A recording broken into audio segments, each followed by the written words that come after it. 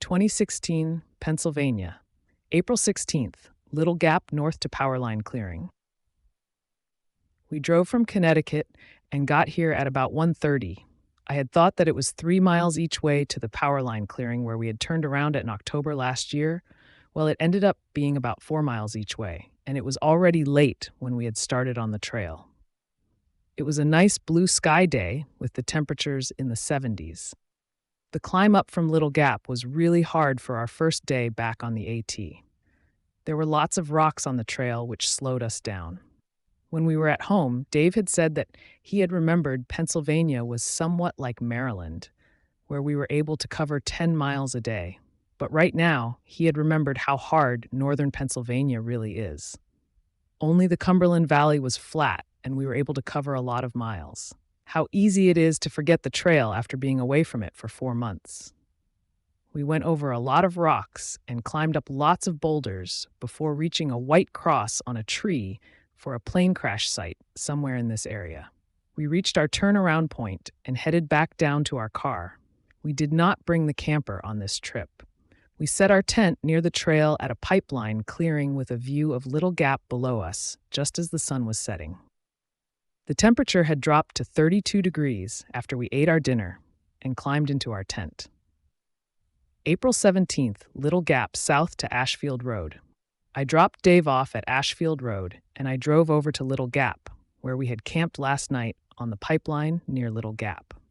At the start of the trail was a boot brush. Never seen one of these on the trail before. I entered the woods and shortly lost the trail. The local teens had sprayed sloppy white blazes in this area, and I had found out that it was not the blazes for the AT.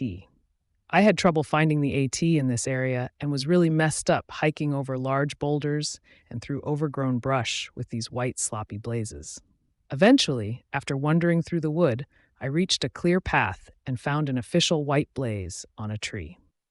I reached the ridgeline near the town of Palmerton, where the area was denuded of trees from the zinc plant. Now there was new growth. However, you could still see some of the dead trees. You could see the town of Palmerton and the old zinc plant from this ridgeline. I had met up with Dave, and we sat here and ate our lunch. He had told me the climb up from Lehigh Gap was very hard, with lots of big rocks that he had to climb up. He told me that the climb down was pretty scary. He said that when I reached the top, I would climb over a pile of large boulders to see the drop down that I would have to descend. Well, he was right. The climb down to Lehigh Gap was really hard and scary. I was exhausted climbing down to Lehigh Gap. However, the view down had a great view of the town of Lehigh Gap, and you could see Slatington Airport from up here. I crossed a bridge on the road walk before entering the woods again and started my climb up. I was exhausted after the hard climb up and the many rocks and boulders that I had to walk on or step over, making it a slow hike before reaching a ridgeline. I reached George W. Outerbridge Shelter, a log-style shelter with a bench near it with an interesting writing on it. Only the mountain has existed long enough to listen objectively to the howl of the wolf. I saw a large black snake crossing the trail right in front of me, maybe about 5 feet from me. The snake must have been about 6 foot long. We had good weather today, with blue skies and the temperatures in the 70s, but with no wind, it had felt a little hotter. I reached Ashfield Road and we set up camp in the woods at around 6 o'clock. We sat here and ate our homemade dehydrated meal that we had made at home before the trip. It was very good, and it was nice just sitting here and eating our meal as the sun was setting. It would have been a great camping experience if I had not dumped my small pail of pee in my sleeping bag during the night. My sleeping bag was wet with pee, and the temperature had dropped down into the 40s. April 18th, Ashfield Road south to Route 309. We had woke up at around 9 o'clock, and it was another nice sunny morning. We packed down and I dropped Dave off at Route 309, and I drove back to Ashfield Road, where I will be heading south again. The trail started off immediately on lots of rocks. There are no leaves on the trees yet, so the sun beating down on us felt much warmer than the 70-degree temperature. I passed 2 section hikers that had just left Bakeoven Knob Shelter, so I knew that I was getting close to the shelter. I reached the shelter shortly after, which today was properly named as it was baking out here in the sun. The shelter had a drop-down shelf attached to the front of the shelter and a chain so that you could cook on it. Never seen this on any of the other shelters. After I left the shelter, I reached more rocks and boulders as I climbed over Bake Oven Knob and Bear Rock, with great views of the Pennsylvania farmlands below. The climb up both was extremely hard and harder than yesterday's hike. I had hoped for an easy 7.8-mile hike today, but it was not happening on this type of terrain. This terrain was killing us. Pennsylvania was just too hard to make any good miles. I had met Dave at our tent site near Route 309. Dave had left his hiking poles at Ashford Road and had to drive back to get his poles as I set up for our dinner. This section was mentally and physically very tough for me. The heat was really draining. However, I was happy with the blue skies and the warmer temperatures after the cold nights. April 19th, Blue Mountain House Road south to Hawk Mountain Road. I dropped Dave off at Hawk Mountain Road, and he will be heading north. I am driving a very long distance on the road up and over Blue Mountain House, a dirt road, to the AT parking lot. This is the problem with hiking the trail like this, because we have to hike sections separately and have to drive long distance on the roads in order to do sections of the trail.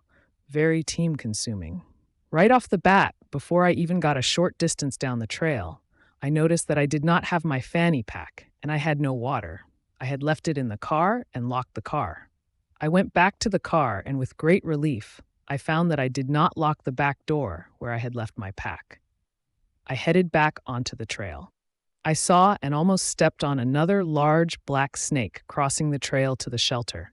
It must have been over 20 feet long. I reached Allentown Shelter, just a short distance from the parking lot. I met with Dave and we stopped for lunch. My side was fairly easy with little rocks and in a mostly flat area. Dave said that his side was much rockier and that he had climbed up about 1,000 feet on his side, which I have to descend. At around 4 o'clock, the breeze had died down and the black flies were out and biting me. I saw a small black snake near the trail and a grouse exploded out of the brush. Always a shocking experience. I reached Balanced Rock Vista and Dan's Pulpit Vista. This area was very rocky with large boulder making the trail much more difficult to walk on. I reached Hawk Mountains Road where we found a nice open large campsite, just a short distance up the trail heading south from the road. It had a fire ring and we set up our tent here. April 20th, Hawk Mountain Road, south to Reservoir Road. We woke up to a cold morning with the temperatures in the 40s with a blue sky and the sounds of songbirds. So far, we are having great weather for this trip. Today, I would say, is one of the top 10 days of this year. We have been very gifted on this trip with weather and fantastic views. We drove over to the Reservoir Road parking area, and I dropped Dave off at 9:30. He is heading north on the trail, and I am driving back to Hawk Mountain Road, where I will be heading south. I passed the area that we had camped last night and reached a game road. I found more wildflowers, violets, and wild onions. I reached a ridgeline area with grass on the side, and then I started climbing for about an hour, but it felt like 2 hours on this narrow dirt road, with vibrant views off the side of this ridgeline. I need to gain about 1,000 feet in elevation. Dave also needs to gain 1,000 feet in elevation from his side. I reached Dave, and he told me that he was not sure if he was on the trail before he had reached me. He told me that when he reached this road that he did not see any white blazes, and he was worried that he had missed where the trail went back into the woods. He told me that he had seen a large black snake in the rocky area. After leaving Dave, I went off the dirt road and into a more rocky area. I reached the pinnacle, which was at the junction of a blue blazed trail. It was just a pile of rocks in the woods shaped like a pyramid. We will discover later when we got home that the blue blaze trail went to the pinnacle, so the pile of rocks was not the pinnacle. I continued on the trail, which became harder over larger rocks and boulders, and reached a rock area with a great view of the pinnacle. A cell phone tower was up here next to the view. I then reached Pulpit Rock with a fantastic open view of the Pennsylvania farmland below and met a hiker here. It was a 9-mile hike today. I was getting tired and my feet were beginning to hurt from pounding on these rocks. I reached Reservoir Road and had to walk a park road down to the parking lot that I had dropped Dave off at. Signs were posted everywhere here for no camping in this area. Dave arrived with the car, and we went back to Hawk Mountain Road and camped in the same place again. I loved the farm country around this area. April 21st, Route 183 north to Eagle's Nest Shelter backpacking trip. We drove over to the train station at Port Clinton, and we are doing a one-night backpacking trip between here and Route 183.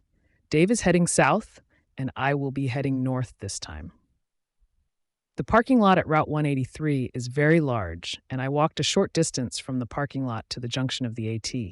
I had a rather easy terrain on this section with no elevation gain. My pack is lighter than Dave, who is carrying most of the camping supply. Dave's section is longer, and he also has the climb up to Eagle's Nest Shelter, as I had the long drive to get to the trail. Tomorrow, I will have the longer hike. However, it will be mostly all down to the train station. I reached the trail to the shelter in about 6 miles, and the trail to the shelter is 2 miles off the AT. I reached the shelter, and another hiker was already in the shelter. I went to the campsite, which is a big group site with room for maybe 5 tents or more. We normally like more space between us and other hiker for a little privacy. I have not seen any other hikers today, so maybe there will not be too many at the campsite today. I am waiting here for Dave. He may be a while as he had more miles and the hard climb up with a heavy pack. I heard a noise in the woods and wondered if it was a bear or if it was Dave. Well, it was Dave, and he looked wiped out. We went down to a stream and filtered water and went back to our tent to eat our dinner. As it was getting dark, we could see the lights of Port Charles below the mountains. We had another hiker setting up camp near us. However, he was quiet. We went into the tent early and watched A Walk in the Woods on Dave's Kindle Fire. It was a nice night, but as I was sleeping, I heard light rain falling on the tent. April 22nd, Eagle's Nest Shelter north to the town of Port Clinton. We woke up this morning and the rain had stopped. It was a little humid and damp, with the temperatures around 60 degrees. A chance of thunderstorms were forecasted for today. I woke up sore as I got out of the tent, and Dave had dehydrated some eggs at home so that we could have it for breakfast. Never dehydrate eggs for a backpacking trip. It tasted horrible and ended up as a wet mess. Dave did eat it, and he told me that it was not that bad, just watery. The through hiker named Slip, who had camped near us, asked us if we could give him a ride to Cabela's and Walmart so that he could resupply as we were packing down. Dave told him that we could do this if he was at the train station when we got out. We headed back to the trail, and then I hiked down from Eagle Nest to Port Charles, which was a very long 9 miles hike on a very hard terrain. I have blisters on every toe on my feet. The humidity was just unseasonable and unbearable. I had kept slamming my toes into the rocks going down. The views yesterday was so much better. Here there was no view. Even if there was one, it would be too hazy to see anything. It was really hard to find anything wonderful today on this piece. This section was just pure torture. I did see some white wildflowers, and some of the trees had leaves, which provided some shade on this warm and sunny day, so that was a good thing. I also saw 2 box turtles on the trail. They were black with some yellow on the shell. The coolest thing about this entire backpacking trip was seeing the old-fashioned train station with the trains loading on the tracks of Port Clinton. It was, however, the steepest descent into town, and I was lucky that there were no rocks when I reached Port Clinton. We had a misty day, but luckily it did not rain. It was just humid, and it was very hard on my feet. It was nice that we only had a light mist and some humidity today, and we were lucky that it did not rain and that we did not have a thunderstorm. We took the hiker to the stores, and he had thanked us. Then we headed back to our tent site off of Hawk Mountain Road. April 23rd, Port Clinton north to Reservoir Road. We woke up to rain this morning. Not a good thing. We packed up our wet gear and drove over to Reservoir Road, where I dropped off Dave, who will be heading to Port Clinton. I am driving back to where I got off the trail yesterday after our backpack adventure. I went under the Route 61 underpass and saw some interesting paintings under the bridge. The trail then went up with views of Walmart and Lowe's and two large shopping plazas. No farmlands here. The leaves and the spring flowers were out now after a warm week and the rain that we had this morning. The sun had come out around 10 o'clock and the wind had picked up to around 25 miles per hour up here. The wind was very nice as it kept the bugs down. This section of the trail had less rocks and boulders, and I found 3 beautiful springs near the trail that were lined with rocks. I reached Pocahontas Campsite, which was a nice campsite. After the trail became wide off of Reservoir Road and was mobbed with people out for weekend, did I mention that it was Saturday? I met up with Dave, who told me that his section was much rockier, nothing that compared with the section that I just did. I reached the parking lot where Dave was waiting for me, and we drove to Bad Farms. The owner gave us a tour of the farm, and we picked up some farm eggs that we are bringing home and a yogurt. Dave had also picked up some chocolate chip cookies from the farm. We returned for our 4th night at our favorite campsite that we really enjoyed. This will be our last night in Pennsylvania. We sat at the fire and watched the full moon rising and listened to some wild turkeys and an owl in the distance. April 24th, Route 309 south to Blue Mountain House Road. This morning, we woke up at the crack of dawn to the sounds of some songbirds. It was cold out, around 34 degrees. Dave had started the fire, and we sat here eating the yogurt that we had picked up yesterday. Dave had some of his chocolate chip cookies for breakfast. It is our last morning in the campsite. It was a nice sight, and we will miss. It was a nice blue sky morning on our last day on this trip. It was an easy section from Route 309 to Blue Mountain House Road. Very few rocks and a nice dirt treadway. The trail was pretty much flat with not much ups and downs. We passed a lot of campsites near the trail with stone fire rings. We did not see any springs on this section for hikers to get water. This is a problem with Pennsylvania, as you often have to go a distance off and downhill from the trail to get water. We reached Blue Mountain House Road and turned around and headed back to our car and the long drive back home. It is always sad to leave the trail, but we have to go back to work and wait and plan for our next trip on the Appalachian Trail.